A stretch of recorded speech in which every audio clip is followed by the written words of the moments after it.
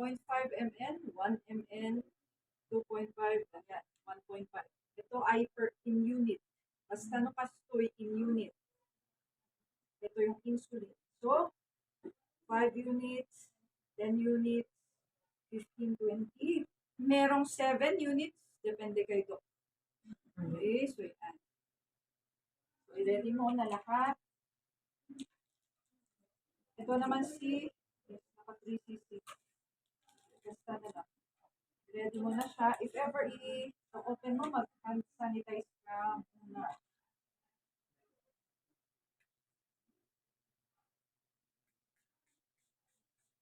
Sanitation.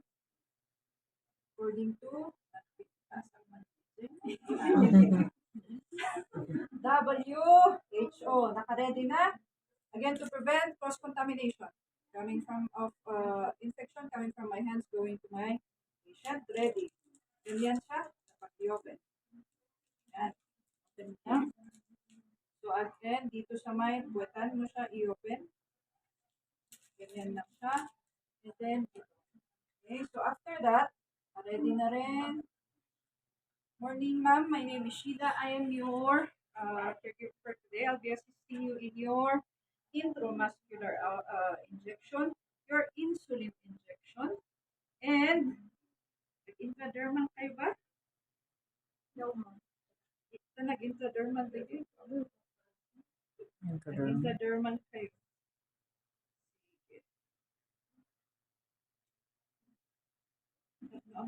Tatlo ng amniotic.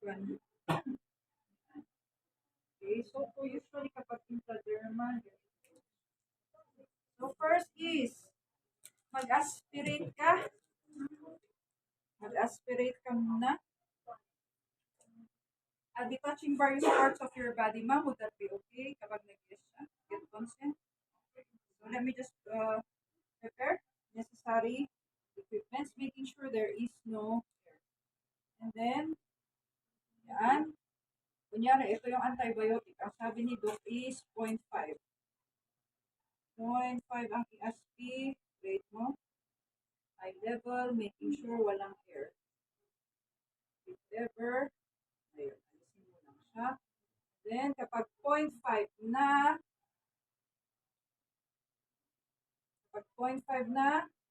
hatakpen mo, high level, hatakpen mo siya. Nag-shake si Ima. Nakakatutupon ba? Ganyan mo lang siya. Ganyan. Pwede rin naman yung fishing technique. Kaya lang, baka ma-forever ka man yung mga fish dry. Okay, so pwede yung fishing technique. Or pwede rin yung ganyan para ma-stabilize yung kamay mo. Kuha ka na rin ng pang insulin. Kunyari, ang sabi ni Doc ay 0.5 na insulin niya. Kunin mo sa may ref. Alisin mo ito. And then aspirate ka ng 5 units. Again, iba ito at iba yung syringe ng na 5 units. And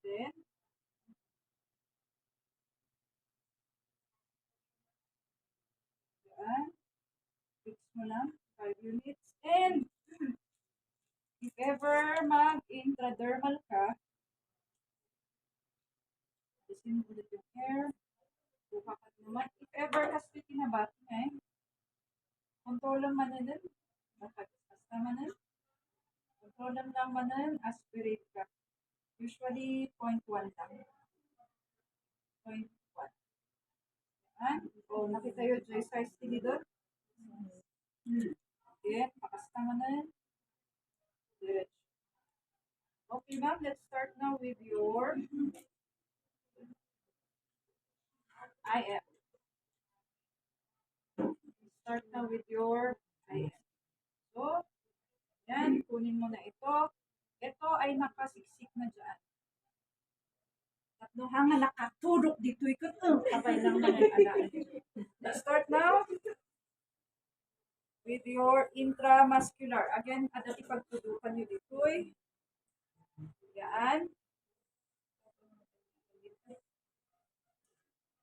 Wala kasi dito. Okay. Ito na lang. So, first is to sanitize it within 5 seconds. So, 1. From inner to outer. 1, 2, 3, 4, 5. Okay. Start mo na ito. Then, again, alisin mo itong cover. I-pinch mo or i-skin out. Skin out. And then, diretso ha. Diretso. 1, 2, lahat ng needle. Dapat pasok. 1, 2, 3, ups. Oh, mag-aspirate ka ng konting-konti lang. Konting-konting aspirate. Dapat walang blood kang maa-aspirate. Kung wala, and then, diretso ka na. I-insert mo amin dyan agas. And then, alamon da ito'y press, pukot.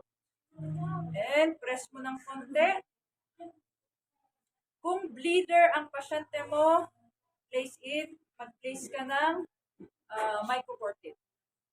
Kung hindi naman bleeder, pag ganyan mo, okay na. So, done ka na. Again, discard mo na naman yon. Kunin mo ito. Yan. I-separate mo na agad. Yung syringe, pupunta sa infectious. Yung needle, puncture-proof container. Okay? Yan.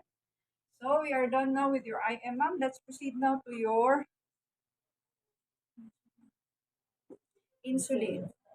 Ma'am, asan po yung last area of insulin injection? Ang sabi niya ay dito. So, dito ka naman. Kapag ganito ang needle mo, 45 degrees. Diba? Dahil T90, dahil 45. Ngam! No, dahil kasi yung may mga needles na ganito, na pang insulin din. So, again, ito ay pang 45. Pero kapag ganito ang needle, 90. Diretso. 90 ka sa nga at IM ka na. So, kuha ka na naman ng dry mo at ng alcoholize. Okay, ma'am? Okay, deep breathing.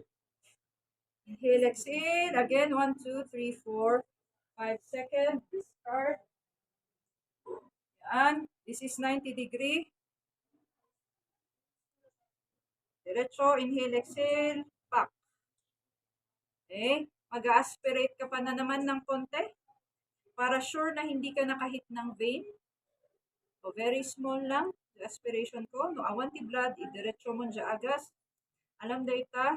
And then, yan. Okay, we are now done, ma'am, with your insulin injection. Cover the patient to promote privacy. Discard in the infectious. Ito, iisa. Iisa. Kasi hindi mo ito matitouch. Okay? So, iisa yan. Wala. Hindi ito matitouch. Kaya, saan nilalagay? Infectious or puncture proof?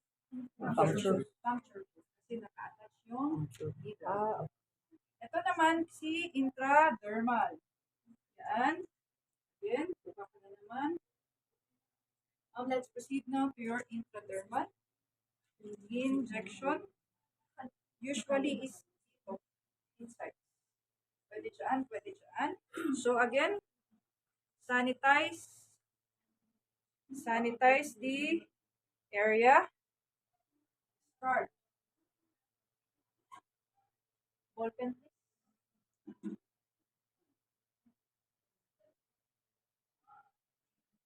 So, naka-ready dapat yung ballpen mo dyan. Check mo yung upper part of the needle. Yan. Straight. Straight. Kasta. Naka-flat is muna and then inhale, exhale. Basi-basit lang insert mo. Sige pa, konti na lang. Yes. Tapos kasta. Haan ka nga, aspirate kasi flat. Tapos, again, i-introduce mo, dapat sa circle yan. Okay? Sa circle yan, pero hindi ito skin. Tapos, saan mo nga ipe-press? Ikasjay mo lang, tapos ikasjay mo lang. Kasi na i-press mo, lumbar dijay, agas. And then, kapag natapos mo na, separate mo na naman yan. Okay. Infectious, puncture-proof. Sulatan mo na siya. Kagaya ng sulat kanina. I-circle lang nga, dyan nagwilan na. Circle lang nga kasta, kunyari kasta. Tapos, suratang inyang agas. For example, ciprofloxacin. Tapos, inyang oras mo nga inted. 4 p.m. Yan. Yes. Okay, and then, discard mo na rin sa ayan. Ang gagawin sa ay Marimar. Okay, si Marimar muna ha. Okay, next. Sige,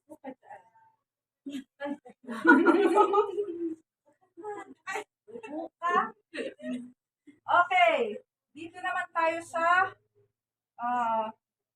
ocular. For your ocular. So, check now the medication. When is the expiration date? So, the expiration date is 2025. Nakakon ka ba? Ano na yun? Contact? Hindi. Pwede. Ipromenos or your IMO. Sige. Ito naman ay 2021. Anong gusto mo?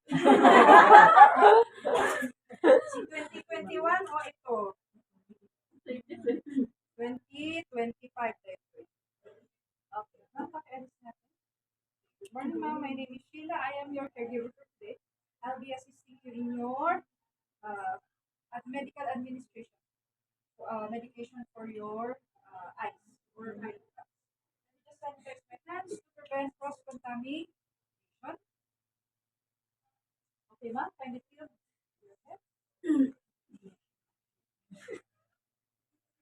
Ito ay moisturizer lang ha. Kayo ba? Moisturizer kahit basahin mo at para kang buwan. Ay mo, garot.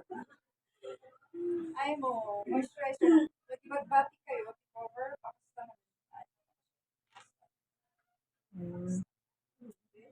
Okay, ma'am. Okay.